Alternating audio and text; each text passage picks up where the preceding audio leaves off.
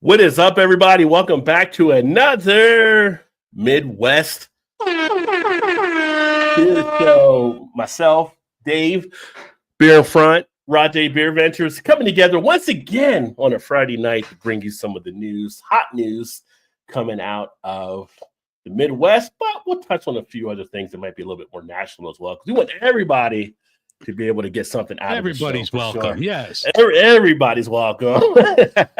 But happy to see you, my friend, again. It's been a couple weeks, Dave. Things good on your end, I take it? Yeah, absolutely. Happy Friday to everyone and happy weekend here. Nice to be back with you, Rajay. It's always fun. Well, thank you. Thank you. And thank you for all the people showing up in the chat. We got Dave in the house from Dave's TV, another great channel that you guys can go check out. If you haven't checked him out, he is down there in Florida or Florida. No, you don't want to be in Florida. You want to be in Florida. So that's a whole different thing if you're in Florida. But Dave, check him out as well. We also got Donner in the house. Cheers, Donner. Great to see you, my friend. Also, great whiskey guy. If you haven't checked out Donner Pass Whiskey, make sure to check him out. We've got Geraldine and Chris in the house. Cheers, and welcome to the channel. Coming through over on Dave's Beer in Front. Welcome. Great to have you on board as well. And then nice lava lamp mic. Yo, thank you, my friends. Yeah, this is what I get it because it was free through my work rewards program. So at work, we get like these bonus points called stars. And there's like a company store you can go on. And, I looked up this mic and it was like, I can get it cheaper through the company than if I actually ordered it. But it is a nice mic. I do like it there. I let it go ahead and change the colors. I could put it on one or let it do different stuff. But yeah, little mood lighting to set the mood here. Yeah. But I did think at one point about getting a lava lamp in the background just to have that for nostalgia's sake. So me, you, Dave, Donner, we know what lava lamps are. The young kids are like, what the hell is a lava lamp? Maybe get a back panel of a van with a bubble window and have a lava lamp inside of it. That'd be awesome. That'd be rad right there. Yeah. But don't see that every day.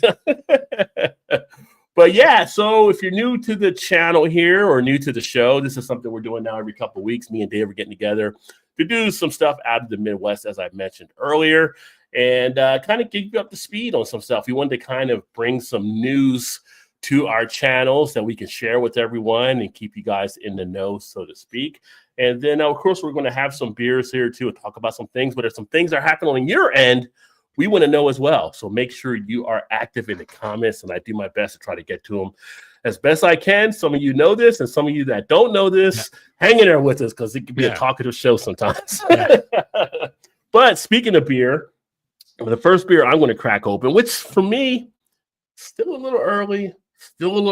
I was actually debating between the two styles because what comes out in August that nobody's really asking for? Oktoberfest. And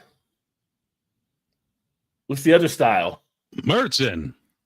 No, well, okay, they're both Oktoberfest beers, but away from Oktoberfest, what's the other beer style? Christmas beers. Not yet. Pumpkin. Pumpkin's the correct answer. So I was debating between getting a pumpkin beer or getting an Oktoberfest beer. Oktoberfest usually wait till September. Pumpkin usually around October. And I had them both in my hand, and I decided to go with Oktoberfest. But I was holding the Maple Warlock, and it was tough to put it back down once I picked it up. I'll tell you that. So at some point, I will be getting that. But I am going to go with one from our friends here in Ohio, here in the Cincinnati area, out in Mason. It's going to be from Sonder Brewing, and it's going to be their Oktoberfest beer here. Yeah, so this is a fest beer style. Comes in at 5.5%. Now, personally, I usually prefer the Märzen versus the Fest beer, but I just went ahead and grabbed this one here just to kind of get the whistle wet for the season. And I'll be getting some more over the course of the few weeks. So you'll be seeing some of those pop up on the channel as well. And then, Dave, what do you actually have over there, my friend? I kind of fell asleep at the switch here, so this one's on me. So normally I like to do local, and I have one in the fridge for later. But for right now, to kick things off, I'm having the Kirkland Lager from Costco that's made from Deschutes. This is a GABF award-winning beer from last year. It's been rebranded under the Kirkland label. You can get a 12-pack of this at Costco for about $13. Just a rock-solid it's Helles style lager. You can't go wrong with a Helles. So figured we'll start out easy and then go into the barrel aged a little bit later. Well, there you go. Helles Yeah. Snow. Yeah. Yeah. Yeah. So a nice looking one here from Sonder. And Sonder does some fantastic beers. If you have not had Sonder, as I have it here in the Rajay, one of the Rajay Beer Ventures classes as well. They have one called You Betcha, which is a great hazy IPA if you ever happen to see that out there. But very solid. Always enjoy checking out their stuff. So one of the ones that I'd like to check out. Now I'm back in Cincinnati again, right? They're one of the brewers that are out there doing some good stuff.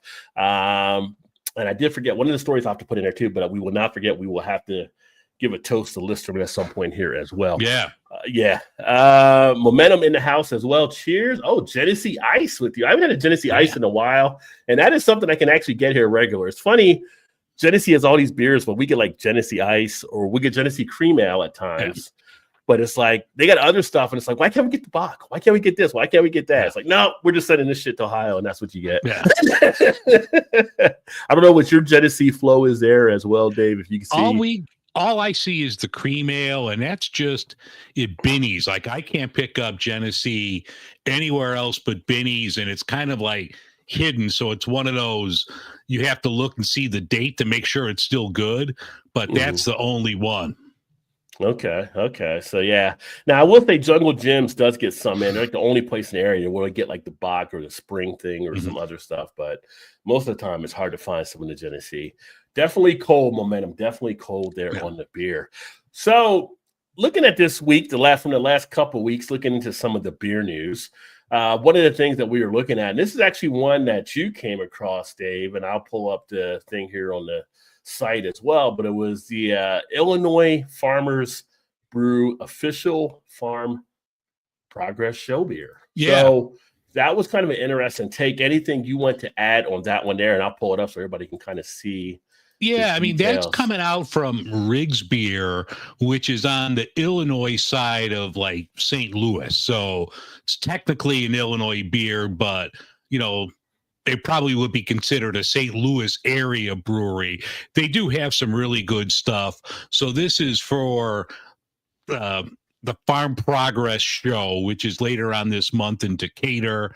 So, I mean, this looks really good. Hopefully I can get my hands on one of these. But all of the stuff that I've had from Riggs has been good. They've got some corn in there. Just sounds like a rock solid, beer flavored beer. So I'm looking forward to trying this from Riggs. Okay. And the show is August 26th through 28th. So it'll be going in basically to next weekend. Well, no, middle of the week, Tuesday through Thursday. So that's interesting. Well, I guess for the weekends, it might be tough for like a lot of the farmer type things. Because that's got to be a big time for them to get stuff done. But yeah, official craft beer, company standard American lager. Can a beer ever be too corny, though? I was thinking about that when I saw how they were talking about the corn bean in this one. Like, do you ever get like overwhelmed by corn flavor in some of the beers you actually enjoy? I like, corn in a beer. I mean, not like, Miller Genuine Draft or something like that, but a good traditional craft beer with corn, whether it's a Mexican lager or, just a craft lager. I do enjoy the taste. I don't know. I mean, you couldn't use all corn, for the mash bill, but yeah, I mean, I do like it in a beer. Okay. Yeah, I mean, I don't mind it as much. I think sometimes, depending on what it is, I might get tired of it, but I think more like the macro type stuff is where I usually have that come into play a little bit more. But I do like the look of the can as shown here. Got a nice crisp look to it, nice color scheme, easy to see. Got the publicity on it as needed. So good job to them with the marketing. As me and you both do the craft beer marketing awards, right? Like that's a nice look on the can there. And I do need to apologize. They're out of Urbana. Because I know, like, stuff I've had from Riggs before has come from Brian at 3-1 Pour, so I thought they were closer to the St. Louis side, but they're more mid-state than in Urbana. Okay. And it did mention where to buy. It's got Syngenta Square Beer Garden, so it is a little more local for you to be able to get a handle on this, but we'd like to highlight some of the things taking place in some of the communities out there. Not that local. I got to jump on a plane to get down there. Yeah. I ain't driving. Well, So, local for them where it's at, yeah. but yeah. Yeah. That might be closer to you than it is to me. Yeah. But maybe you got friends in the area. Maybe your friends Yeah. can come through for you too, right? Yeah. So Yeah. it's always nice to see the local communities involved on stuff. So we always want to highlight those stories and share all the details of those things taking place. Next we have, and I'm kind of stoked about this. So in the past, I kind of messed up where I didn't get this before. But we're talking about New Holland and them actually launching a new Dragon's Milk, Dungeons and Dragons, and they're going to reunite here for another release, which is awesome. They did this previously, and I came across the bottle one time and didn't see it again, so I didn't pick it up. But kind of stoked to see how this one actually turns out. This one has my attention more than what the previous one had. And I can tell you why here in a second as I pull it up as well. And this was another great find that you had out there that was taking place. So if there's something you want to throw in there, feel free to. But no, this one just looks really good because what I'm stoked about it's a coconut rum barrel. So that like intrigues me. I mean, we think of barrel-aged beers, you think of bourbon barrels, but this is a coconut rum. So that sounds really good to me. This will probably be another one that New Holland doesn't bring to Chicago. So I'm going to have to live vicariously through you because I won't be able to get it, but it sounds really good. Yeah, I will definitely. Yeah, I would definitely keep an eye out for it. Because we do have some local spots that did have the one from the 50th anniversary one they did previously. I don't know why I didn't pick it. It was like 48 or 49 a bottle, like that, everything. But it was one of the bigger type bottles, bomber size, or maybe it's a little bit more. This one here looks like it's going to be a 4-pack, which is even better. Yeah. Rather than getting the one large, getting nice. I'd rather get the 4-pack like this. You could break it up in different periods. But yeah, you put anything with rum barrel in front of me, I'm pretty much on board with it. I'd love a great rum barrel beer. And then coconut, as weird as it is, in beer, I'm okay with it. Outside of it, don't put it in front of me. But in beer, it comes across very nicely on my end. I'm trying to read their press release to see where it's going to be released at. And it says nationwide. So hopefully they include Illinois as part of this great nation of ours. And hopefully I could get this one because I'm stoked. I would definitely be drinking that. Yeah. So with them doing it like this, I think there is a more probability of seeing it in other places versus how they did it last time. And it does say on here the New Holland Brewing locations and online as well. So I don't know if you can order it to certain states too, since they're going to have it on here at the dragonsmilk.com/DND. So yeah, of course that might cost you a little bit more to do it that way, but I love the artwork here too, which is pretty cool. And did you play Dungeons and Dragons when you were younger at all? I never did. You never did? Okay. I was a D&D kid for a while. It used to be fun. It worked your imagination, being able to do that kind of stuff. Nowadays, everything's electronic, right? But back then, it was all imagination, and it was fun. I think I had more fun developing characters than playing the game sometimes. So, yeah, I was more into like Stratomatic baseball, stuff like that growing up. Yeah. I did some of this. I did the sports stuff too. And I don't know. I was one of weird. I was also in a chess. I was like, I had stuff that most people are like, you're in a chess club or you're dungeon or you're doing sport. But I was trying to do it all, I guess, at different points. I was trying to look on here. It's ABV going to be 11% or more is what I was looking for. Yeah, it looked like 11%. The one press release I clicked on had a picture of the 4-pack and it said 11 on there. Okay. So if you happen to see this out there, I don't know if Vanessa's here yet in the house, but I know obviously we all know she's big New Holland and Dragon's Milk, that this is one to definitely take a look for if you're out there roaming around. It comes out late August, so we'll be hitting the shelves here in the next couple of weeks or so. Let's see here. Yeah, Momentum said, yeah, it could. Miller High Life is way too corn flavor for me. So it can catch up to you a little bit. But he does like corn flavor, just too much to to drink at times. And then I'm more of a craft beer guy, not much into the IPAs. And that's the great thing about craft beer, because you have so many different styles that are available. Which we were having a discussion. I was having a discussion. It might have been with Jerry when I was talking to him from Lone Tree at one point, just being able to branch into other things, not just be so heavy like IPA.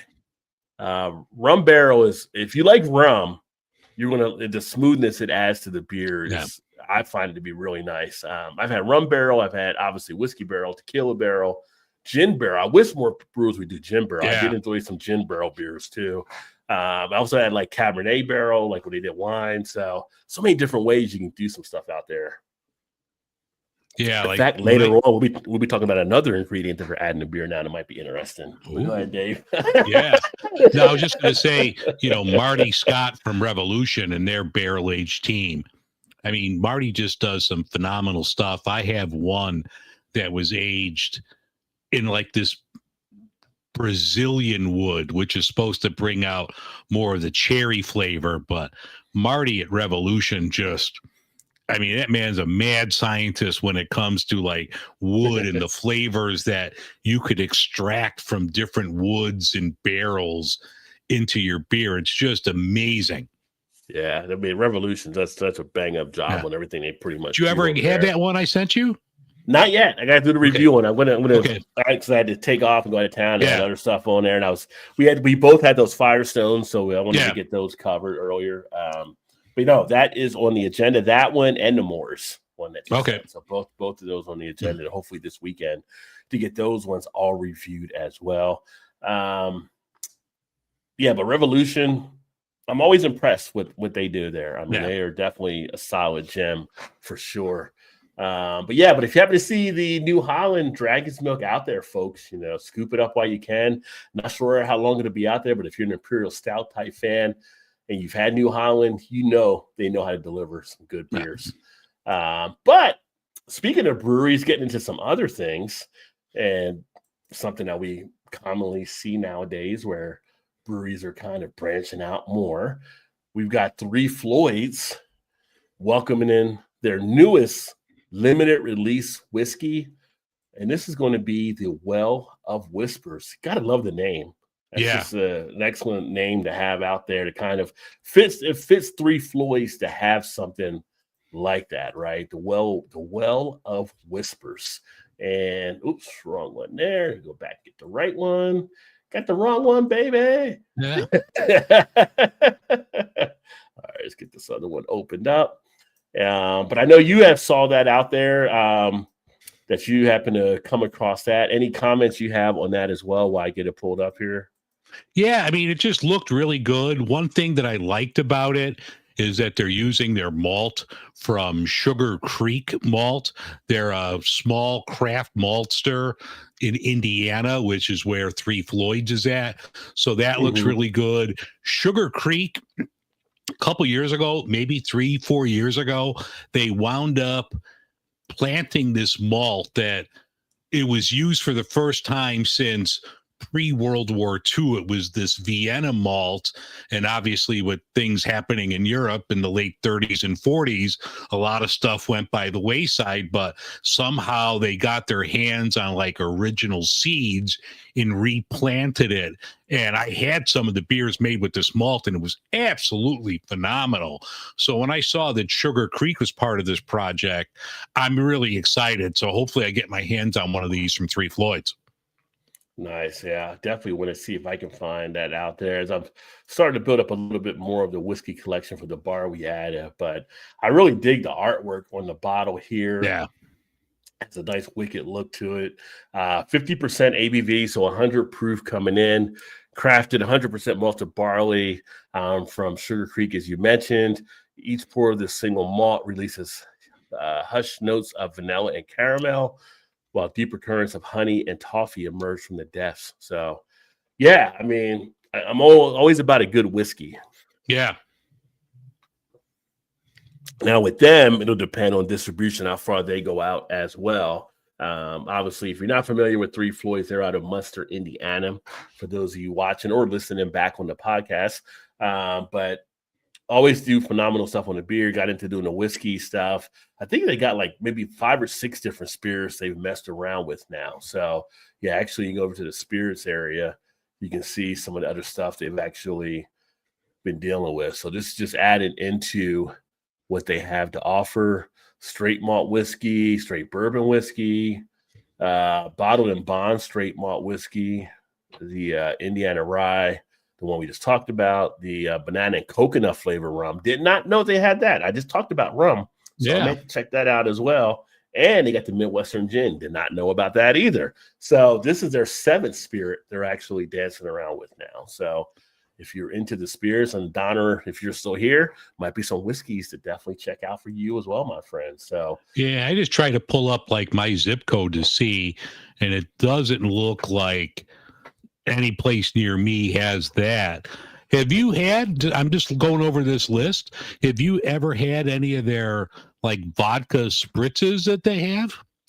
I have not. I've seen stuff from that on there at a couple of our stores, but I've not gotten any of those. Yeah, looking at the places by me, maybe this is another thing I won't be able to get from Three Floyds. They're not that far from you either. It's the funny thing. What kind of shit is this? Technically, I'm farther away from them than you are. So, yeah. Oh, you gotta love how distribution works. Yeah, absolutely. That's pretty hilarious. Not to me, it is. The Momentum said, "I'll take a shot of that while I look and appreciate the artwork." Yeah, it's got some nice artwork on it for sure. Banana flavor whiskey. Yeah. I don't know if I've ever had banana flavor whiskey like that, although I would definitely give it a shot. It sounds intriguing. Yeah, it's definitely some different type of flavors that are out there. So, yeah, why not? I actually got some. I don't know if you actually consider a whiskey or whatever, but we actually have some of the Fireballs out there. I mean, it's like, I think Fireballs like 30 ABV or whatever. So technically, I think you're supposed to be at least 40 or whatever, but more like a cordial. But yeah, it says whiskey on the bottle, so we go ahead and do it. Kind of like some of the Imperial IPAs at 7.5%, right? So, yeah. Doesn't feel like it's an Imperial IPA. Anybody hungry out there? Because if you're hungry and you're looking for some broad action, well, we got Leinenkugel teaming up with Johnsonville for Oktoberfest beer brats. Now, usually, when I think of Oktoberfest beer brat, it's usually at Oktoberfest as someone just spilled their beer onto their brat. Yeah. But they're actually intentionally putting them together. So that could be something to actually check out as well. I mean, that looks really good. I do like Johnsonville brats. And I know last year they did something with, it was the Summer Shandy, which I did not grab. That didn't sound appealing to me, but Oktoberfest with, Leinenkugel and the brat, I'll try that. Yeah, I mean, I'm not a huge Summer Shandy type person. I do like the Oktoberfest, and a couple of other beers more than I with the Summer Shandy. But yeah, I would definitely give that a go. I mean, I'm probably having a brat at Oktoberfest anyway. Which next episode we'll be talking about Oktoberfest, so make sure you stay tuned for that. But yeah, why not? Why not put them together? Mm-hmm. And they got the pretzel buns. I mean, pretzel is a good bun. Yeah, you make a fat kid smile all around the world right now. Oh yeah. So get a good mustard with that. You're all set. I shouldn't say kids, fat adults, male adults. That's a good trifecta right there to put together. Now, I don't know. Do you have Albertsons by you? I do have I know of Albertsons. I don't know if we have it near us though, but I know of Albertsons. Yeah, because they own Jewel, the big chain grocery store here in Illinois, and I haven't seen them in a couple years. But for a while, they teamed up with Revolution. I know we're talking about Revolution a lot, and they had anti-hero brats. So it was their brats with the anti-hero IPA, and that was pretty decent. And they even had a porter one that didn't last too long, but those are really good. So, that kind of reminded me of that when I saw this Johnsonville thing pop up on my feed. I'm like, oh, it's a good marketing tie-in. Yeah, definitely. And that's what you got to get. You got to tie it in there, get the marketing going, get people involved, and get them looking. And I was looking here at the comments. Momentum has said, "I used to always get Fireball on the rocks when I go out to bars or concerts goes down smooth." Yeah, it does. I mean, if you haven't seen the episode I did one time with the hangover drink, I actually did 10 of those little mini Fireballs after doing, I think it was a crowler of an IPA or double IPA, and then a couple other things. Because I wanted to make sure, because I did a hangover medicine before, and people were like, "We didn't drink enough the night before." So this time I came back fully prepared, and I felt fine the next day for the most part. So the hangover medicine did pull me through, but never sit down with a plan. Like, let's do 10 straight Fireball shots. Yeah. It just happens. It just happens. Nobody ever has that story where they plan to go do it. No. Yeah, food heaven after a few beers for sure. And yeah, so for this one, if you're in Wisconsin, Minnesota, Michigan, Illinois, Ohio, Iowa, Indiana, Missouri, Tennessee, Kentucky, West Virginia, North Carolina, Georgia, Colorado, Washington, Oregon, you'll be able to purchase the limited beer brats. So if you're in one of those states there, or maybe you're next to one of those states, you can actually pick it up next door. I thought Johnsonville was like everywhere though, but it's kind of funny they're only in the certain states as well. But I've not gotten a grill yet since we bought the new house. If I did get a grill, that would be a special I would do out back, like a brat grilling out thing. Although we have been talking about picking up a grill at some point. I just haven't done it yet. So who knows? It may still happen. You got time. Yeah. It's only August 22nd. You still got time before the snow hits. I always like a good brat, that's for sure. And let's see here. And then from there, so I did actually have it in here. I didn't think I did, but I did have it in here. So right now we can talk a little bit about this one here. For those of you that have been following, probably like on the Facebook page, or if you're into beer, and you've probably come across this out there already, but Cincinnati, a lot of the stuff that we have here for the different breweries and the things that have, taken place. One of the OGs, so I consider like one of the OGs here in Cincinnati, is in the process of, they did it this last week and they closed their doors. And that was actually Listerman Brewing. So Listerman is now, get the ad there. Listerman closed after 33 years in Evanston. And it's kind of an interesting story with them because they started out as, I got two screens up. Let me see if I don't mess this up here. Did it go away? Okay, we're good. It's they started out as a home brewing shop, and then they started selling the beers and doing the brewing and stuff like that. And they kind of went from being just that home brewing shop to like now one of the top breweries when they were kind of doing it. It was a little small brewery right there next to Xavier University.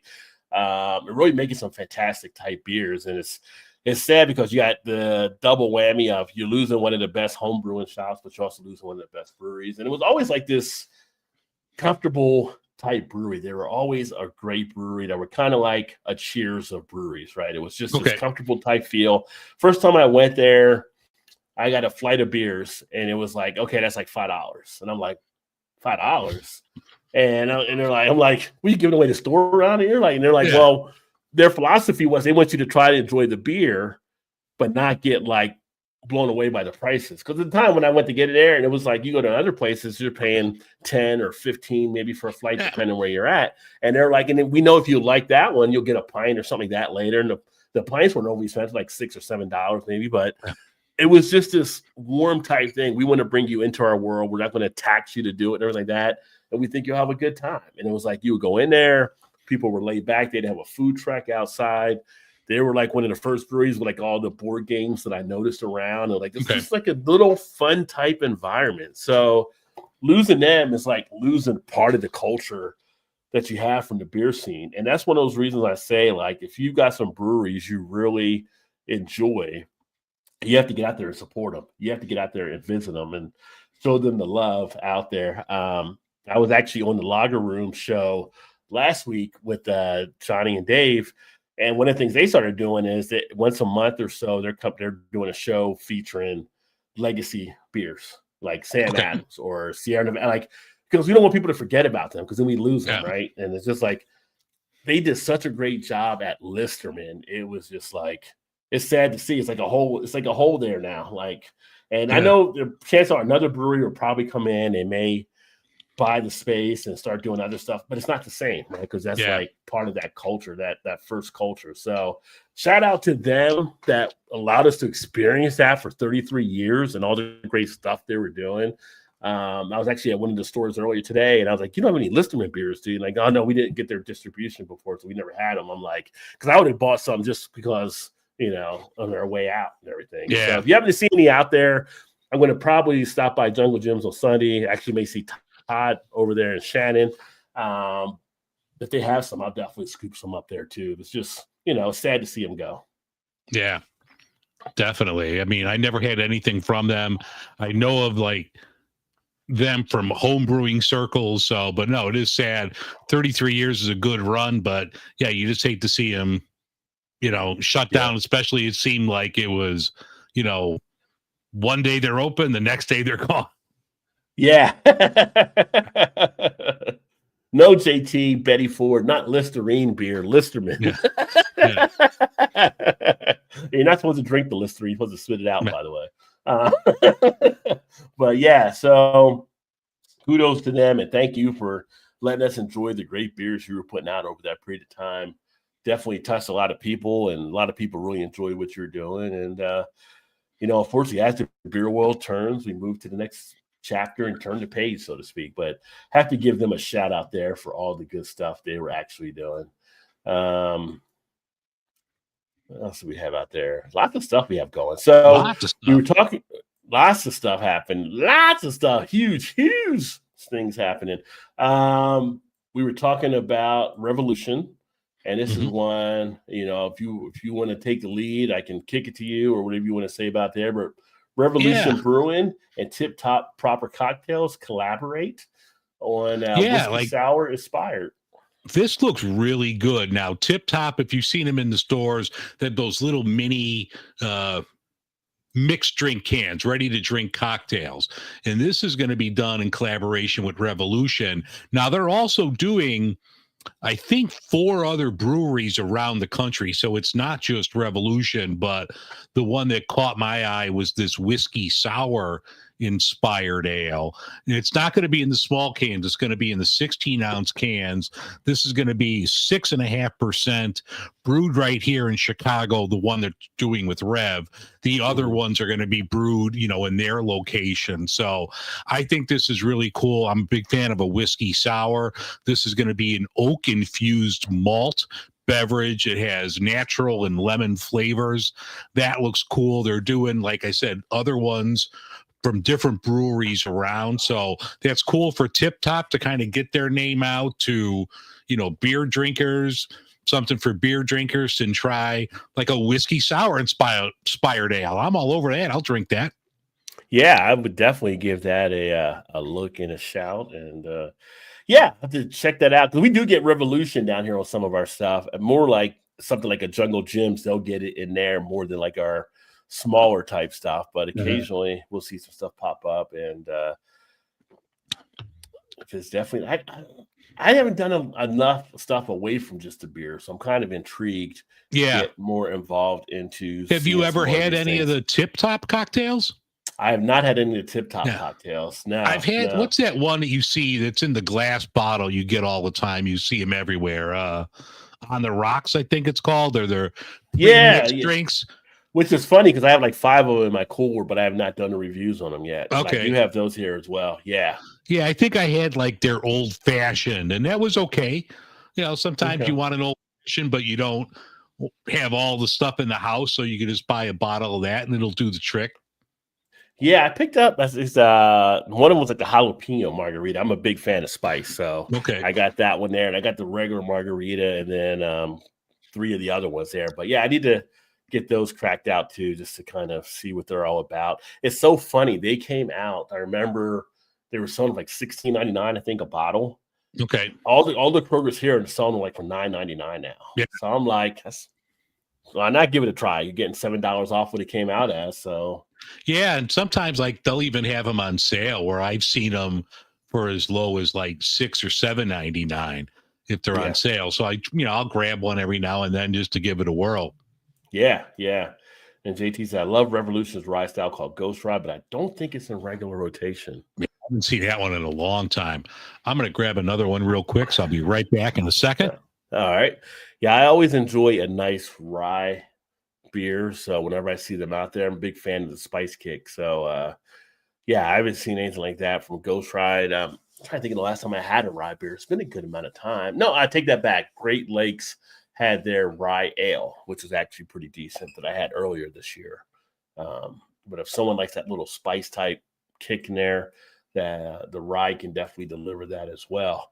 Let's see here. Dave's got him to drink, and we'll get into this one here. He'll be back in a second, so we'll definitely have some time to cover this as well. But a survey or a report came out talking about how drinking has dropped to an all-time low of 54%, as 53% think moderate drinking is bad for health. So well, they're not watching us tonight, so we're okay. No, they're not here. So kind of an interesting piece, and we've heard like some of this stuff being talked about previously. I think you could definitely see things popping up, and then the whole thing being pushed now in a lot of the beer world has been around younger folks cutting back from drinking, although I do know a lot of younger folks that they didn't get the memo, I think. So, yeah. But it's interesting just to see some of the concerns. Now, part of it is some of them are switching over to other stuff that's available, right? So you have some of that stuff out there. Some are living a more natural, holistic type lifestyles, I guess, is a part of it. But now they're even saying doing a 1 or 2 drinks if you're a guy, 1 drink if you're a woman a day in moderation. They're trying to say it's bad as well. And I don't know if all this is kind of coming up because someone's got like this anti-drinking type platform where they're trying to not bring back prohibition, but definitely have something where they're trying to force that on people to not maybe drink as much. So considering how long drinking has been around and how long people have been able to survive and live through the ages while drinking. I mean, you see stories of people that are like 105 years old and they say, well, what was your secret? Oh, I drink a Miller Lite every day. Still do, Right. So you have like, you have people that are debunking things left or right, but it was kind of interesting. And they do say people are drinking less and less frequently. Now, on my part, I would say I probably do drink a little less frequent than I used to, in that I don't drink like every day. It's funny because a lot of people see us do these beer channels, think we're always with a beer in our hand. It's not always the case, but it's kind of like more of a moderation type thing. And of course, myself, Dave as well, both of us are ambassadors with Go Brewing, so we actually do drink some of the non-alcoholic stuff in between on things. In fact, I'm going to drink one of your NA beers here in a little bit as well. But it's a balance. Everybody's always trying to find a balance out there. So every once in a while, you see these reports that are coming out showing these type of things. Any thoughts you had on what you saw on here? It's interesting. I think the younger generation as a whole is drinking less, but they have, they can get legal weed, which we couldn't get. So you have things like that are taking the place of alcohol. I see a lot of people drinking these, weed waters, and, they're just doing weed. So I think that's definitely putting a big hit into alcohol, especially places where you could get it legal. Right. Yeah, it's just interesting, chart here. You look at the different trend and numbers, and yeah, it's been trending. You can say down 62. It was 2023, 62%, 2024, 58, 2025, 54. So you're down 8 points since 2023 of U.S. adults that may drink there. You're down men by 5. You're down women by 11. White adults are down 11. People of color down 2. Then they break it down, like looking at the income type stuff. Now, I will say, I was going to say the one thing that I was going to say, income wise, I can see where things have definitely got more expensive and things have gotten costlier. And some people may have cut back because, I know some people aren't buying the craft beer now because things are tight. So they're going back and they're drinking some of the macro or domestics and stuff. But it was kind of interesting because less than 40,000 household income was only at 14%. 100,000 or more was at 13%. So Okay. only 1% difference. Now, Yeah. if you're between 40 to 100,000, you got too much shit on your mind. You're not messing around with it. You're only down 4%. Yeah. So you're like in that spot where I gotta have my drink. I got too Yeah. much stuff happening, right? So I can afford it. I'm going to drink it, So yeah, it's kind of interesting. But it's kind of interesting. Then they got by like the parties, which was kind of interesting. Republicans down 19%, Independents down 6%, and Democrats down 3%. So they put some different stuff into this Gallup survey about, the whole drinking type thing. Then they talked about the moderation is bad for your health. I don't fully all buy into that. I think it's, again, balance and moderation and knowing your body, because your DNA and all kind of stuff plays into it as well. Get the activity and the physical activity, take those walks, earn your beer, as we say, right? Yeah. So all that stuff can come together as well. But interesting part out there. I don't know what you guys are seeing or if you're hearing out there in the world. Let us know. Drop some comments below, whether you're here in the live stream or you're listening back later on in the replay or the podcast. Kind of interesting. Have you changed your partaking of alcohol? If it is so, what has changed about it with you? Let us know. I'd be kind of curious to find out what people are thinking out there. Yeah, it could be too, like, a lot of younger people, they're getting out of school with just a lot of debt. You can't afford to be, when you're paying, all these loan bills and everything else, you can't afford to be going out and dropping, big money on liquor all the time. That we were able to do because we weren't such heavily in debt getting out of school. That's true. That is true. Yeah. We were still able to get out of school, so we get our place and have to go back home, right? And deal with having a big loan bill taking place. Wasn't much of a big drinker until November 2016. So JT started off later in life, kind of getting into the taste. Well, we all know what happened in November 2016. Fair point. I picked up on that, JT. I got you. Yeah, I know JT was drinking before then, but you got right on it. But yeah, interesting report. So if you happen to see that out there, feel free to let us know your thoughts. Drop us a note on it, and what you're thinking out there. Again, if anything's changed for you, kind of curious as well. JT said exactly, Dave. Yeah. Well, then he must have really got after it then this last November, 2024. He must have been like, I'm emptying the bar out this time. Some of the other news that we have that took place. Interesting play. So, Great Lakes Brewing, which we are fans of Great Lakes. The Fitzgerald, the Elliott Ness, the Nosferatu, the Lake Erie Monster. So many good things they actually have come out with over the years. They actually have now gotten into launching their very first ever light lager, which is Cold Rush. Have you seen this yet? I haven't seen it out by me. And, so that seems to be like the big thing in the last couple of years. A lot of craft breweries are coming out with, they're capitalizing on the success of Garage Beer, Montucky Cold Snacks. They're doing their version of a macro. And the ones that I've had have been good. So I'll definitely try this. 100 calories. I'll definitely give it a whirl. I'm intrigued because I know everything Great Lakes puts out, I like. Yeah. I mean, they're usually pretty solid and decent on it. And now it does say Northeast Ohio exclusive, so I'm not sure if they're going to limit it to the Northeast as it comes out right now up in the Cleveland type area. But if they do get it out in the other stuff, I'm sure you'll see a pop. If they have success, they're going to push it out to other places. I mean, that's just common sense to kind of do that. It actually debuted mid-August. And 12-pack cans. Now, it does say exclusively in Northeast Ohio, appears through their footprint in the upcoming fall edition of the Brewers Gimme 5-pack. So if you get the Gimme 5, this will be one of the beers along with the Midwest IPA, Edmund Fitzgerald Porter, Cran Orange Wheat, and a Dortmunder Gold Lager. So they're going to put it in there and give you a chance to pick those out because those beers go everywhere else. So you will be able to get it through that. And then I'm kind of intrigued by it. Like I said, 4% ABV. be light, good cutting the grass after cutting the grass type thing, maybe to put down or stuff around the house. The fall season, we start raking those leaves and things along those lines. Maybe something you want to pick up. $14.99 for the 12-pack. And that'll help them in keeping their retail space beyond just craft. So, yeah, it'd be interesting to see. So if you see it out there, check it out if you get a chance. Came out, I guess, August 14th there in Cleveland. And let's see here. So here's one.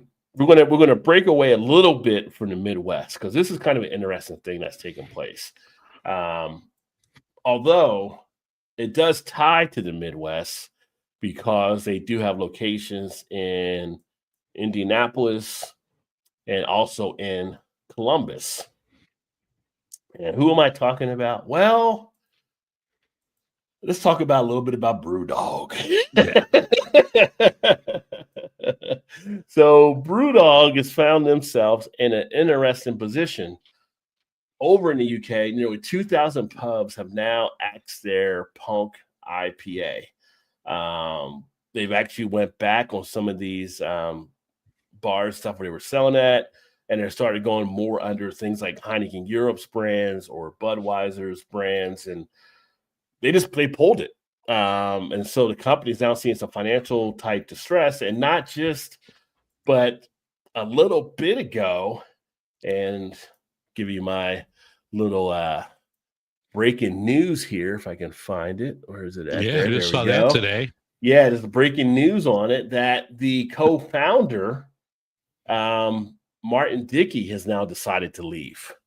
So him and James Watt founded it. And if you don't know Martin Dickey, because a lot of people know James Watt for seeing him out there, James Watt was kind of the face of the company, doing the marketing and strategy and all that. But Dickey was the one that was really designing the beers and stuff. Right? Yeah, he was doing that. He was like the head brewer, the guy that was coming up with the recipes initially. Right. And so, with him leaving now, and he said it's like personal reasons, although the company has fallen some economic type things taking place. But with him leaving, it's kind of like, you can still make the burger, but if the great chef ain't back there making it, do I still want to come to your place to have that burger? Yeah. Right. Like, it's going to be interesting to see how that actually takes place going forward. But are we in the last kind of days of seeing like this BrewDog being this behemoth of a brewery? And I said Columbus and Indianapolis, Indiana, but also Cincinnati. They have a pub here in Cincinnati, a brew house or brew spot. Then they have the Brew Hotel that they have in Columbus, and then they have a spot there in Indianapolis, and I think they might have one in Pittsburgh. So it'll be interesting to see. But I know here in the States, they actually had some issues that took place a few years back as well. Yeah. And it seemed to stem from, if I recall, not the one leaving, but the other co-founder that's being left behind. So who's going to stop anything from happening there? That's one of the breweries that I just don't talk about on the show. There's a couple of them. One we've mentioned before in Michigan that we don't talk about. I don't talk about BrewDog because you know what? There's a lot of great breweries out there doing great beer, and they're good people. They don't treat others like shit. So not that I'm happy to see anyone lose their jobs, but I just think it's finally catching up to them, and also everything being hyper local. Why get all these, beers from Scotland or wherever they're brewing it at when I could go down the street and pick up something good, and they treat their people well. Yeah. Yeah. It's, it's kind of crazy, but, they were out there. I would say that because I don't want to say both of them were kind of doing stuff because everything kind of indicates back, but it could have been just everything coming back around circle now. And it's like, this is where you're at. And now it's time for you, what you reap, what you sow. It's coming home. JT had said before, but no, growing up in New Orleans, one does drink a lot. I was just a moderate to rare until recently.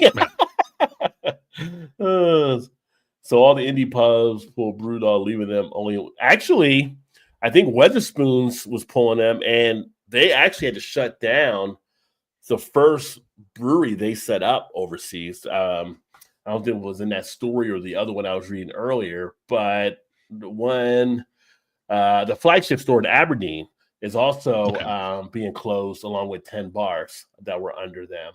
And like I mentioned on here, like the stores are going to be going into doing some of the other type beers. It was relying on Wetherspoon. Wetherspoon was one that did pull them as well. So yeah, they are Six Creek without a brewer or Yeah. whatever. I don't know, however you want to put Without a it. mash paddle. Was Yeah. without a match paddle. Yeah. Yeah. Yeah. So they're uh,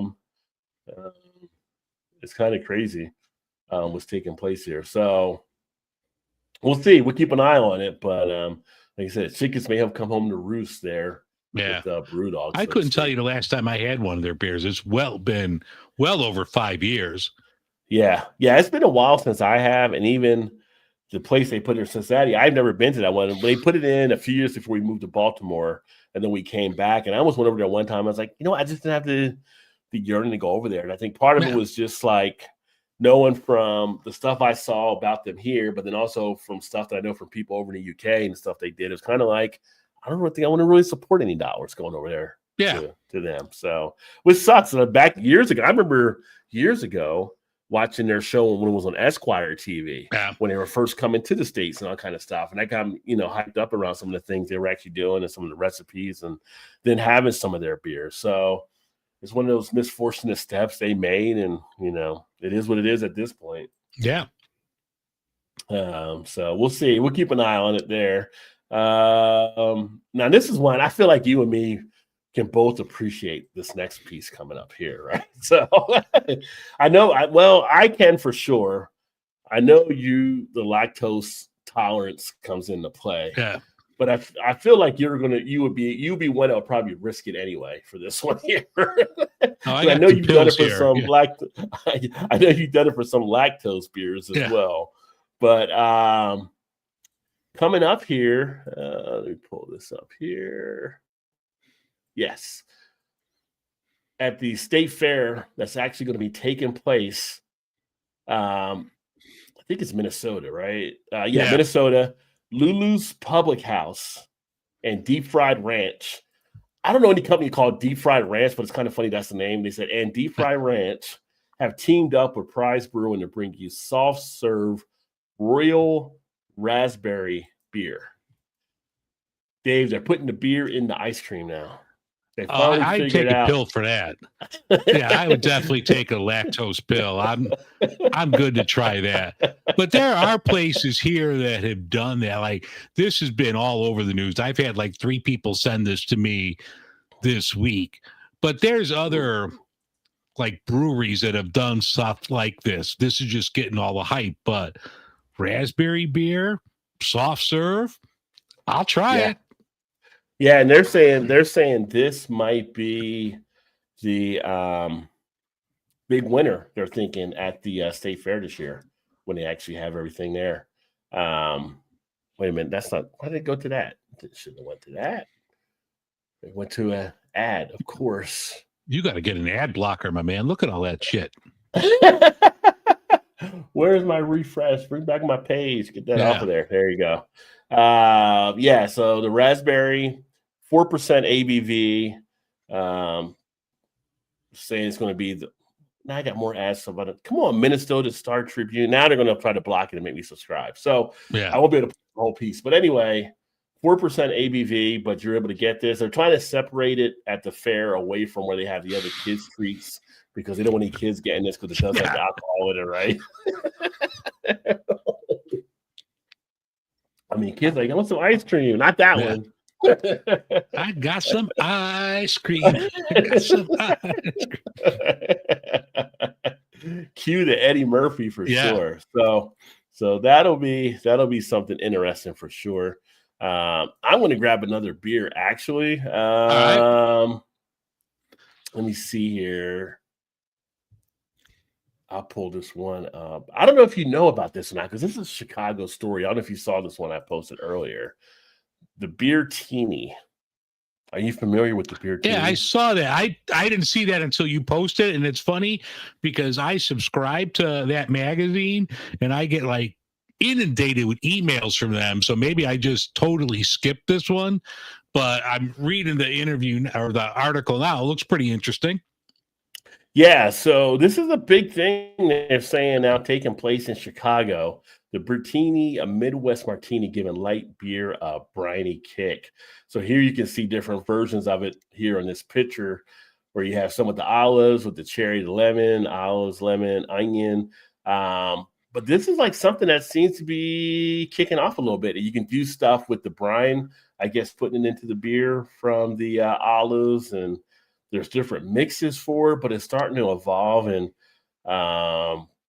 this, I don't know if you've ever been here or heard of this one, but founder of We Mixed, Karina Sylvester, Chicago-based mobile bartending company in the Midwest. People love drinks. They don't take themselves too seriously. The Bertini fits that vibe perfectly. Here you have one here as well being shown. No, just stop it. Just stop it. Olives in a beer.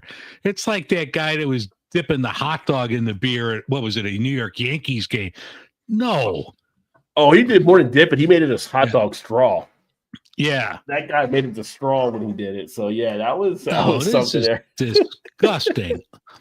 I mean, I like a good spaghetti. Don't get me wrong, but no, I'm not putting olives or onions or anything in my beer. No. Yeah. According to the story here, it says many surmise that it originated in supper clubs and family gatherings where beer was plentiful and olives were just there, often left over from snack tray and boards. The drink likely developed as casually as putting pretzels in a bowl.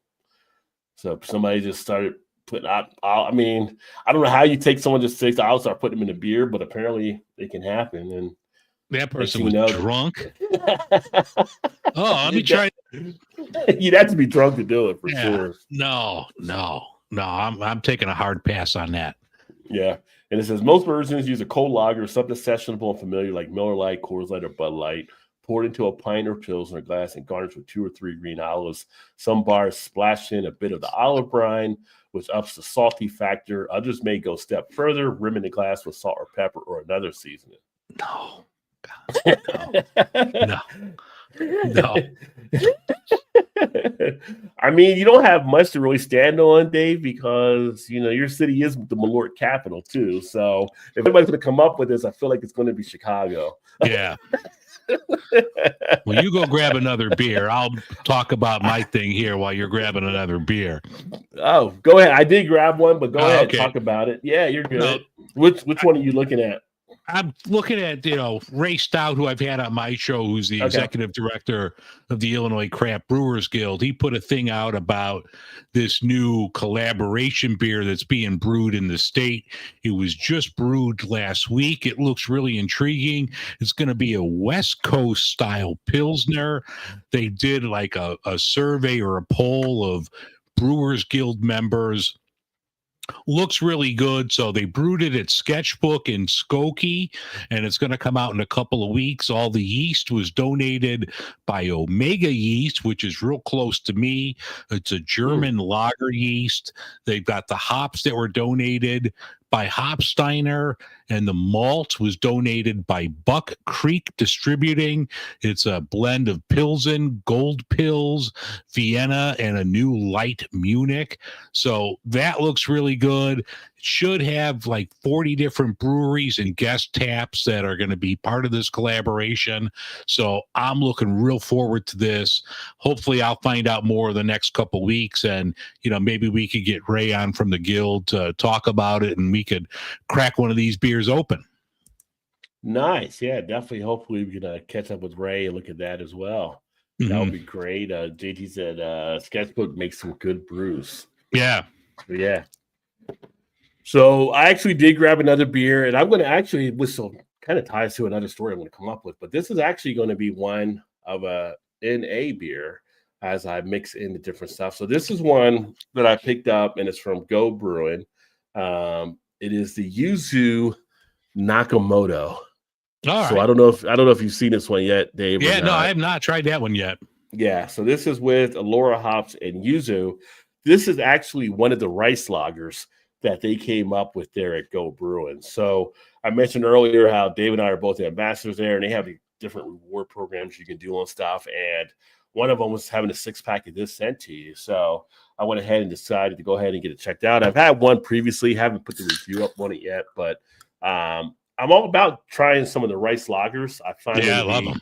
kind of intriguing, especially the ones I've had from out of Japan on some different stuff. But I do like how Go is always changing things up and trying to bring different things, so it's not always kind of the same. They're treating it as a brewery and bringing in the different styles. Mhm. I do like the artwork on this one too, kind of the little, I don't want to say like informant type thing or something like that. Yeah. Everything is kind of cool how they kind of came up with that concept. But nice looking. I mean, it looks like a lager. It's got a lot of carbonation, as you can see there as well. So yeah, it's something different. Again, mixing up some of this stuff in between gives you a chance to get a little break, and that way you're not getting over inebriated if you want to take some time to do so. Got a nice grassy, clean aroma there on the nose as well, but comes in crisp and clean on the mouth. Has a little bit of refreshing type quality, clear the palate, almost like when you do sushi. You have that little bit of ginger, clear the palate, you get the next sushi piece. So something you would drink again, something you would buy? Yeah, it's something I would drink again. With their beers, I mean, and you said the same thing, I think, on your end. Like the New Sour is definitely still my favorite one actually to check out. But this one as a rice lager, something crisp and clean. I think these type of lagers are great. Like, again, if you're doing like yard work or doing some other stuff and you want to get that refresher afterwards, this one can easily come right in there. Like maybe you got something else to do, but you want that beer taste. This can definitely scratch the itch for you. Yeah, I'm a big fan of rice lagers. I mean, seems like a lot of people are putting them out. Last week, met up with a buddy of mine. We went to that beer festival I talked about on the last episode in Oak Park. And was talking to the owner of Old Irving, and he handed us a rice lager, and that was really good. So it's a great crisp beer, killer summer beer. Yeah, it's hot outside, you're on the grill, definitely have a couple of those. I'm a big fan. Yeah, and especially if you're like doing something and it's your turn to be the DD for the group or whatever like that and everything, but you want to still have some flavor outside of just the bottled water they may give you or something like that and everything. Yeah, I can kick back and enjoy these. So speaking of bottled waters and going back to this fest, because it was 95, it was hot. Hop Butcher had a hop water, which I've talked about before, but this was a watermelon hop water, and that was really good. Oh, that sounds interesting. Okay. And actually, I just saw, I don't know if you saw it today, we were just talking about Go and Hop Butcher. They have a new collaboration that's something coming out tomorrow at Hop Butcher. So I think I'm going to have to take a run over there tomorrow and pick that up. But they had a collaboration a couple months ago that was good. So this is a new one. I think it might be watermelon as well, but it's definitely a fruit collaboration between Go Brewing and Hop Butcher. So it's got to be non-alcoholic if it's Go, but I'm looking forward to trying that. I'll have to pick that up tomorrow. Oh, cool. I have to see how that actually goes for you then. Few good spots getting together on that. So yeah. It's nice seeing some of the breweries that are alcohol teaming up with the non-alcoholic to kind of get some flavors and stuff together. Yeah. Well, I went on the other side of the spectrum, and I'm having the 15-year barrel aged from Revolution right now. I don't know if this has an ABV on the can, but it's going to be higher than what you're drinking right now. And it's really good. Yeah. You get so much, and it's hard to tell on the can if you could see, but all the little lines on the can, those are the names of all of the beers they've put out in the last 15 years. So it's really cool. I mean, if you see it, I'm sure it's not around anymore, but if you happen to see a can at the store, you got to grab it. It's absolutely phenomenal. I almost dropped an F-bomb on here, but it's really good. Yeah. Wouldn't be the first time someone did that, but yeah. Oh, yeah, I'll definitely. Like I said, I don't know if Jungle Gyms will get that in there, but they do get some Revolution at times right now. Um, Going back into the beer news. So this was I was talking about the NA type beer over in Wisconsin. Found that to be kind of interesting. Wisconsin Brewing Company has actually teamed up with Harley Davidson to make a Road King non-alcoholic beer Pilsner. So that's kind of interesting. They actually make mention here in that study we talked about, just 54% of Americans say they consume alcohol, but they talk about they see the opportunity with the NA type market. And getting Harley on there, people have the recognition. So if you're like, obviously, if you're driving you shouldn't drink and drive anyway, right? But No. if you're out there like on a motorcycle, you definitely have to be extra careful. I would say even more so. But non-alcoholic Pilsner, and you're out there, you can enjoy when you go to places, take it out of the cooler when you get to wherever park or wherever you're going to, and not have to worry about trying to get back home with the motorcycle, right? So yeah. So that's kind of interesting. They kind of teamed up with that, and I wasn't that familiar with the Wisconsin Brewing Company, but no, I'm not either. Yeah, but it's a good collaboration. I mean, that's like it seems like the perfect fit. Yeah, between Harley Davidson, beer. You don't want to promote drinking and driving like you were mentioned, or drinking and riding. So that's like a sweet collaboration, to Wisconsin-based companies. Yeah. And right now they're also working on a non-alcoholic IPA. And I like their upfrontness about saying it's definitely been more of a challenge, but they do feel like they're getting closer. They're trying to get it down correctly before they release it. So, yeah, they'll have that coming out there as well. So again, the non-alcoholic stuff is still coming out, still hitting the market, and there's still a market kind of out there.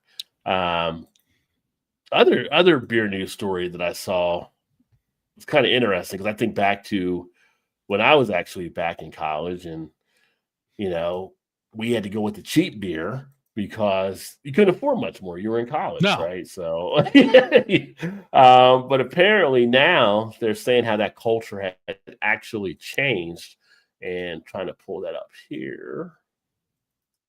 And computer wants to go slow for some reason. But in college campuses, they're seeing craft beer culture is now starting to change how the student nightlife is going. They're seeing more students that are now getting more of the craft beer rather than going the cheap route of what we would do, the natties and the Milwaukee's Best, and the Schaefer's and all those, the Red Dogs back in the day, all that kind of stuff, right? Which is kind of interesting, because their whole aspect is, when you look at it, it's kind of like they can drink it slower. It's more flavorful, so they're not trying to rush through it and just drink it. And it's something they can really sit there more and enjoy. And they feel like they don't have to have as many. They're not trying to have like a 6-pack of a cheap beer. They can have 1 or 2 of this nice craft beer. It's giving them better flavors, giving them a stronger connection with the local economy, with local breweries being in business, more enjoyable. It's just a whole big thing. So it's kind of different. So as you watch like some of these younger folks struggling to do whatever, as we always hear about, like the job type scene and them having the bills, all kind of stuff like that, there are some that are choosing the craft beer over the cheap lager and just kind of stretching out more and drinking it for the flavor, which I always felt like that should be the thing when you're enjoying beer. Like, people always say, how can you drink like a non-alcoholic beer? How can you drink? So you drink it for the flavor. I'm drinking it for the experience. I'm not drinking it just to get drunk. And that's what they're starting to see now with these younger students. Yeah, I want something I enjoy, whether it's craft, macro, NA, whatever. If I enjoy the taste, I'm going to drink it. Right. Yeah. So, again, a lot of stuff being thrown around about these young kids drinking. I say kids, they're young adults drinking or whatever like that. But they got it down to what they're actually want to do, and they're having their experiences. And we just can't be the old curmudgeons in the room picking at them on stuff. Right? Let them find their way down the path. Yeah. They're getting there. Get off my lawn. Kettle in the house. What is up, my friend? Cheers. Happy Friday, my friend. Yeah. So that's kind of interesting. I guess it's this weekend up in Michigan, and I don't know if you saw this as well, but apparently this is the beer festival of beer festivals to go to. It's kind of like the who's who, I guess, of beer where you want to be at. This is like the biggest Michigan party. But they have the Burning Foot Beer Festival. What are they I calling saw that name? something Burning about that. Foot. Yeah. Yeah, I don't know if I like the name of that. I I guess think you it couldn't went. call it Burning Man, so we had to think of something. Couldn't call it Hot Foot because Yeah. James Brown estate might see you, but yeah, but the Burning Foot Beer Festival. They said the biggest Michigan's biggest party. So I had not really heard about this one before, but for those of our friends that are in Michigan, this is apparently the place you want to go. Held on the shores of Lake Michigan with breweries from Michigan, Wisconsin, Illinois, and Indiana that'll be in attendance there. It's the 10th annual, so 10 years they've been doing this now. Saturday, tomorrow, August 23rd. A lot of good stuff happening. I was trying to take a look down here. They got a couple music experience with 2 stages. They got a couple bands that'll be playing there in different areas. Outside Ales will be in the house. Big Lake Brewing. Muskegon local Pigeon Hill will be there as well. Brewery Vibrant, City Built, Shorts will be there. Beer to Mac. I love Shorts. Yeah, Shorts does some really good stuff. I feel like they still get kind of like almost skipped over by some people, but they do some really good stuff there. I mean, I still love their soft parade. Yeah, but it's Burning Foot, but you said Burning Man. Like this does not look like a scene from Burning Man that you would expect to see. So maybe they couldn't go with that. Yeah, I don't know. I mean, I like feet and everything, but I don't want no burning foot. But they don't want to go to Athlete's Foot Festival. Yeah. So they also have like Athletic will be there for non-alcoholic. They'll have some other ones that they'll be doing some stuff there. Guys grilling some cheesesteaks right here at the Burning Festival too. Yeah. So for those of you in the Michigan area, if you hadn't seen it or you're looking for something to do this weekend, apparently it's a camp out type festival, as you can see here as well. So you can camp out Saturday and go into Sunday. So it's should be a blast, I would think. Dude, I'm too old to camp. I'm too old to camp. My camping is a cabin. Yeah. Yeah. Drinking all day, sleeping in a tent. I'm gonna have to get up to pee 5 times. I can't do that. No, the camping is definitely for the younger. That's for the Yeah. younger folk at this point. Yeah. Yeah. Ticket prices day to festival $85. You get 15 drink tickets. Tent camping $95 the day of, and RV camping is $200. Both allow access to air conditioned bathroom trailers. So there you go. Yeah, I mean, this is one of those things. Like if we were younger, it'd be like, yeah, let's road trip, right? But now it's just like, yeah, you kids get at it. That's all you right there. Yeah. Oh, let's see here, and a couple more things here we'll touch on, but one thing taking place, which at some point I do need to get there because I do want to see it. It's like one of those destination breweries for me, and that is actually Bell's and their Eccentric Cafe. But the Bell's Beer Garden will actually be holding its first ever silent disco event, which will be interesting. So they got an event taking place. Have you ever done the silent disco? Are you a dancer? You get up there and you know what? Headphones. My mother is a dancer. My mother, God bless her, she is 78 years old and will dance anyone's ass off. It skipped a generation. It skipped me because I'm the typical. I got no rhythm whatsoever. So it skipped my generation. But no, I have not heard of the silent disco up until like a couple of weeks ago when I saw this. But no, dancing runs in my family. It just, I inherited the drinking gene. They inherited the dancing gene. Well, maybe you can still get it at some point. You can be like in the jerky. You say, "Look, Mama, I can dance." Yeah. My mom might be watching. She might comment in a minute. She's probably watching. The silent discos are always a fun type of event, but on August 30th from 7 to 11, Bell's Beer Garden will be holding that, and it's going to be actually to commemorate the release of their 2025 Oberon Eclipse coming out. As much as I'm an Oberon fan, I would say the Eclipse is probably the one I like the least. It just, I don't know, it just doesn't come across to me. And I regular Oberon, yeah, but like this new one has ones, the new Eclipse is what, raspberry or some kind of like berry flavor.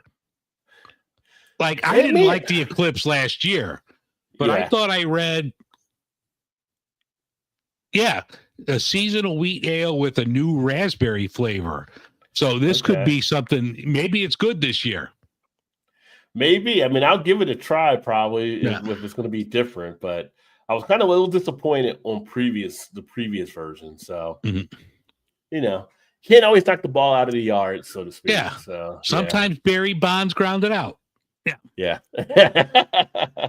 Been to Bell's a few times. Great beer. Yeah. I can imagine. So I always wanted to get the mango habanero Oberon, but you had to go there to actually get it because it wasn't sold anywhere else. So that was always been on my list to try to get to that brewery. Another brewery that in Michigan that does some good beers is the Frankenmuth. I have had friends bring me back stuff from them before that does some really good things. And then what do we have here?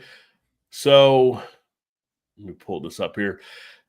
You think you could deal with a bar that has like 50 self taps? You just do it yourself, like we have bars like that here. Yeah, I'm not a fan. Well, really? Okay. I am not a fan. And go ahead. I will let you elaborate, and then I'll explain why. Okay. Well, this one here, and I can't say I've actually been. We have one place that has them, but I haven't been to it yet. But there's a local restaurant here. It says what does it is 50 different self-pour taps that you can actually do. It's the Hub Stadium up there in Novi, Michigan. You do it your own self-pour, which I feel like on one hand it's bad because you're taking out like that whole bartender type experience, right? So the bartender's not there. But at the same point, sometimes you have to wait to get your drink, and now you can walk up and do it yourself. So I feel like a little bit of a yin and yang with it there. But it's basically giving them opportunity to try a bunch of different things. And I believe with this, like you put your card up, you can pour like an ounce or two, whatever you want to do. And it keeps track and it makes sure you don't get too much over a certain period of time. Some of the flavors right now they're saying popular have been Rheingeist out of Cincinnati with the bubbles, mango cider, Eastern Market, which is a popular one with their Pineapple Market Day IPA, and then Blake's, another cider with their triple jam. I do like Blake's as a cider. So they're seeing some success with it. But what is it that you think that you probably weren't a big fan of with them? One, like, I want the bartender experience. I want human interaction where I could talk to another human being. Other thing, like the one time we went to one, like it was all foam. You have no one to complain to. Like a bartender would not give you this. And with the machine, it's like, all right, well, I just poured 2 ounces of foam or 4 ounces of foam, and you're just stuck paying for it. A regular bartender would be like, I'm not serving you this. Hold on. Let's change the keg. Let's do all this. So, I just want human interaction. Same thing, like, I don't do the self-checkout at the grocery store. I refuse to.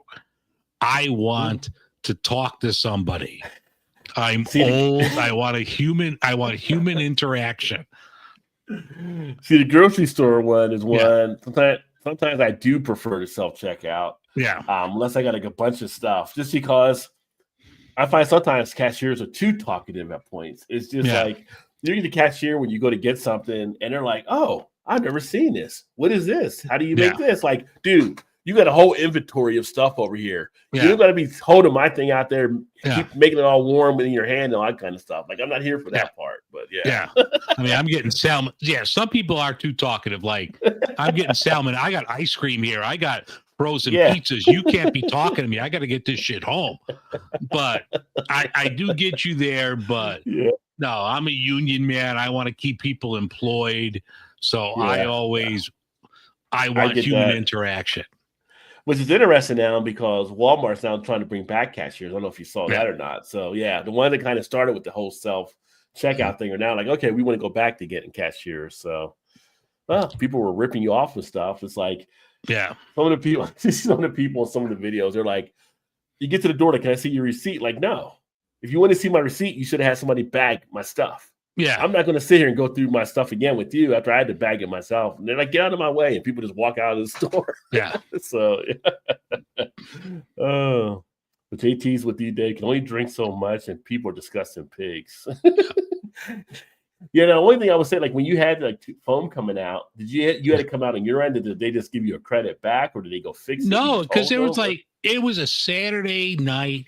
It was crowded. There was no one to like talk to. Like, hey, I got all foam, so I'm just like, oh, F it. I'll just go grab another brewery stuff.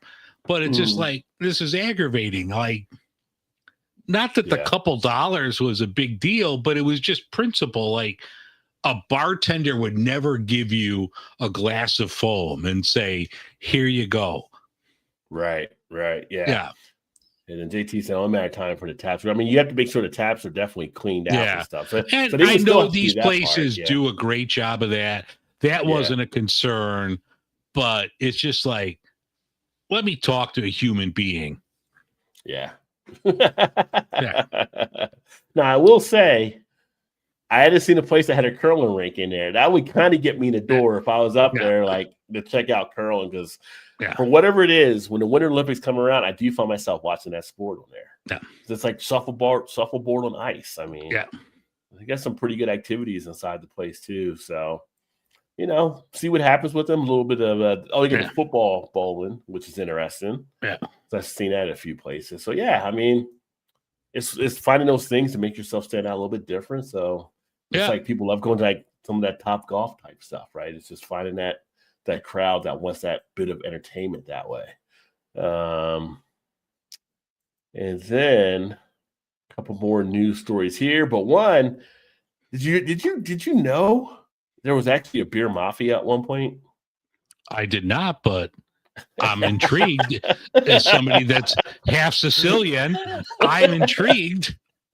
I mean, we knew about the dirty glass mafia, right? You don't have that clean glass. We're all members of that. Yeah, but an interesting point, there used to be a beer mafia, so they're actually doing a movie piece. Dude, let me give you my password for my ad blocker. Yeah, I'll get one at some point here. Let me pull it up now. It was doing fine earlier. I accepted your cookies. Anyway, all right, well, I can't do that one there. But let's take that off. They're actually making a piece out of Iowa. Historical upcoming of beer back in like the 30s and 40s. And they're actually shooting part of it in Illinois right now about the rival beer gangs back then. And like the beer mafia and the beer muscle, how they were, I guess out of maybe Wisconsin, Illinois, some of these other areas. It's actually pretty kind of interesting. So it's going to be a movie coming out. I don't know if it comes out towards the end of this year or next year, because I don't know how long it takes after they finish shooting and wrapping stuff up. But I did not know, but it makes note in there that it gets into the dealings of the beer mafia that existed. And I'm like, I guess hit a mafia for all kinds of things and probably didn't know about, right? Yeah, so did not know. But if you're interested in the beer mafia type thing, anybody can go out there and maybe try to Google and search about the movie that is coming out. I didn't get the name of it, and it's cutting me off there now. But if I remember, then I can drop a thing out there or do another video about it as well. And then the other beer news piece that I have here, get it pulled up here. This is the coup de grace, so to speak, the end note for the last story that we have for the week is talking about JT. You want to listen to this one here, my friend?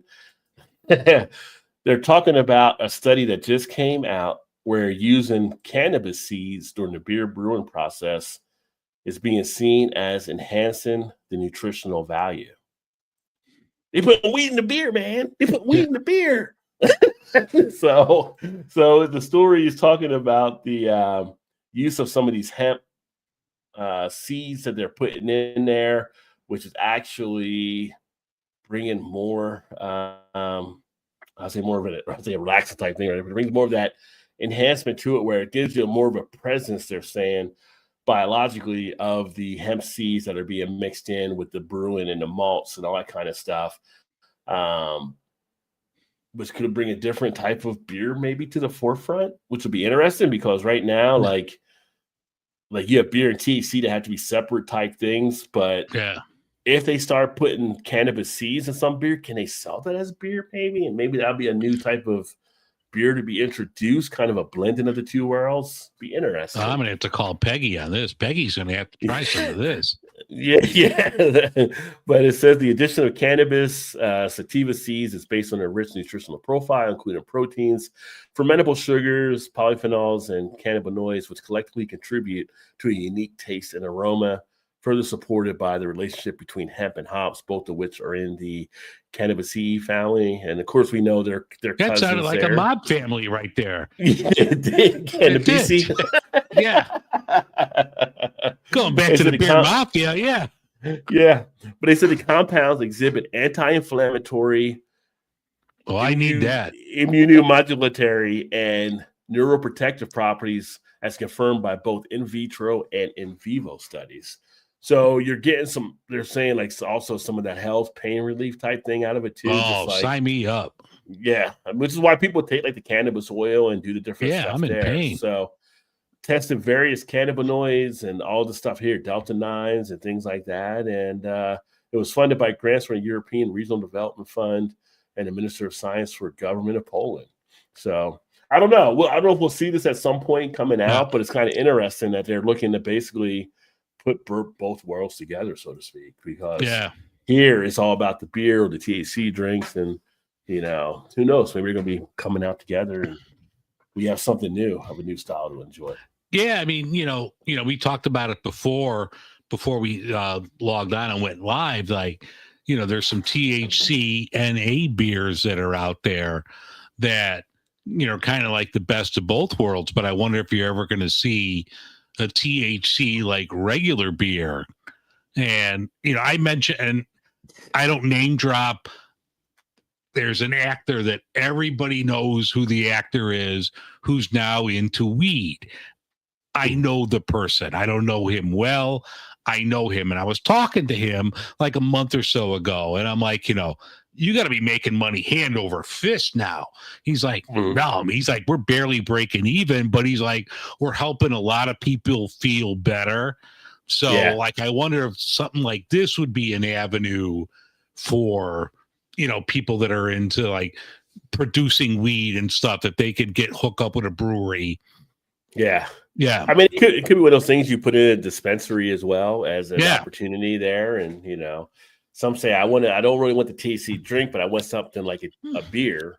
And it's like, okay, well, we have that now available where we've done it with the hemp seeds and stuff. So interesting things in the ever-changing world of beer. Anything's possible, so you can never say it's not. Unfortunately, there are some things that are done we wish that weren't at points, but when they're out there, they're out there. But the future always has some good things to offer, and that's what we enjoy about the craft beer world.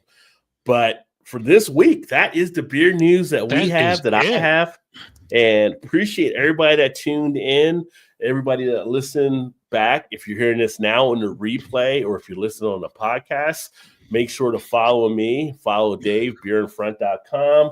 Follow me on the podcast also at Rajay Beer Ventures, where I have some of the YouTube and other material as well. Follow the website, beerinfront.com. Follow RajayBeerVentures.com on the blog as well to see other articles and different things. So lots of good stuff happening. So you can see us all over places, not just here on YouTube. Yeah. But again, every 2 weeks, Midwest Beer Show will be doing these kind of things.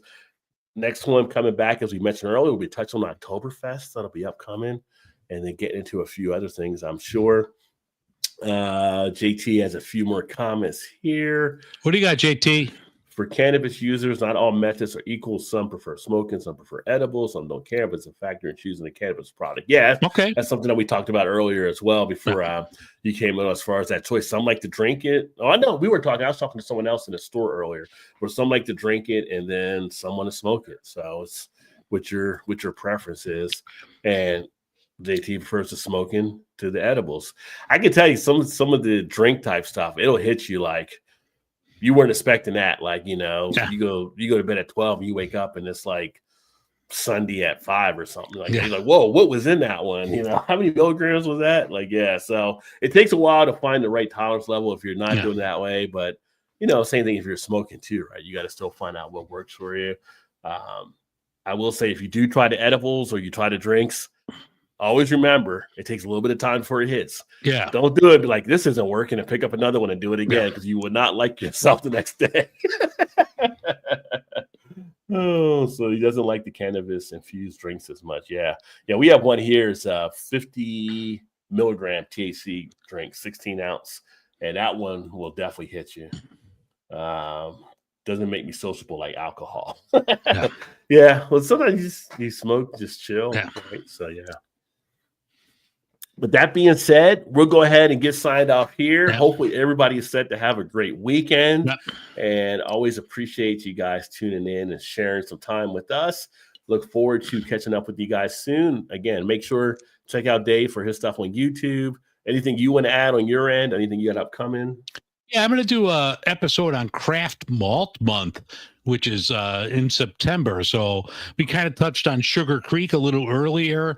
They're doing that project with 3 Floyd. So I'm going to do something on Craft Malt Month. That's going to come out next week. So that's what I got going on. Rod, what about you?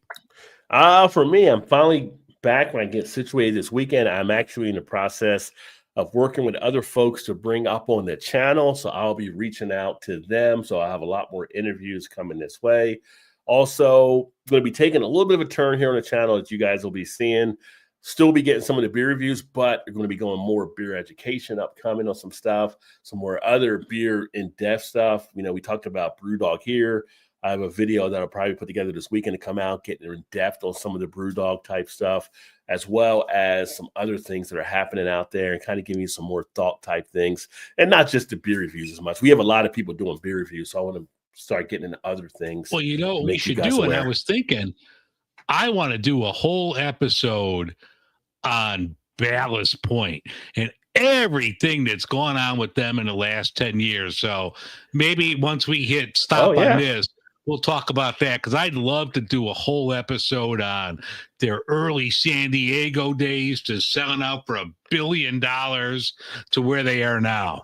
Yeah, we can do an off show of the history of Ballast Point, our experience with Ballast Point, kind of doing some stuff like that. And that would be a fun thing to do. Yeah. And not just with them, some other type breweries. One thing I'll mention here, as brought up to me again when I was over on the Lager Room last week with John and Dave, what they were actually doing, and one thing they're mentioning and they're trying to get other people to actually do, if you do have a beer YouTube channel, because of what we're seeing with some of the legacy brands, and we kind of had a conversation around Anchor and stuff like that. They want to try to get people maybe like once a month or so, or once a quarter, whatever it may be, do a video about a lager.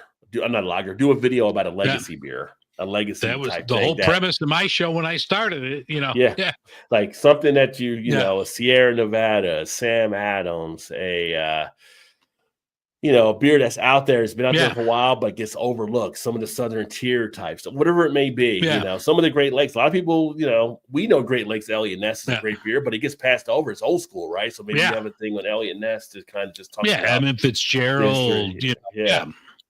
So, because we want to start giving some love back to the OGs as well, so we can make sure they get represented, because a lot of new drinkers aren't going to be aware of them, and they're seeing just the fancy hazies, and they're seeing the fancy sours and all this kind of stuff, and we can maybe share some knowledge with them, and that'll get them back and seeing some of the OGs and really appreciating that. So just something for you guys to think about there, for those of you that do channels out there, to put in the back of your mind.